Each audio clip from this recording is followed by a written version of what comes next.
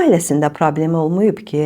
Çətin ailə münasibətlərinin öhdəsindən gəlmək üçün gəlin bəzi qaydalara baxaq. İlk olaraq bilməlisiniz ki, sizi incidən, sizə qarşı kobud davranan ailə üzvlərinizlə münasibəti davam etdirmək kimi bir məcburiyyətiniz yoxdur.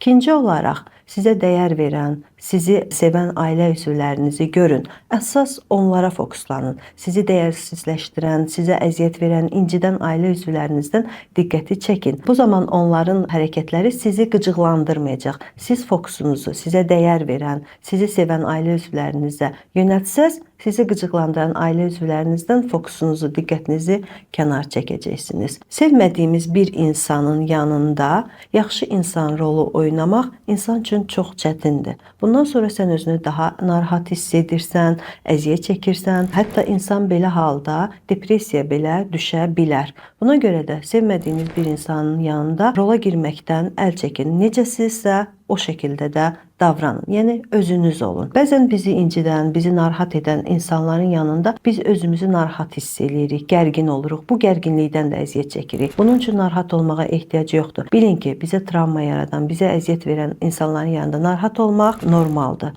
Və əsas olaraq onu bilin ki, bu dünyada heç kim sizə özünüzü dəyərsiz və yetərsiz hiss etdirəcək qədər dəyərli deyil.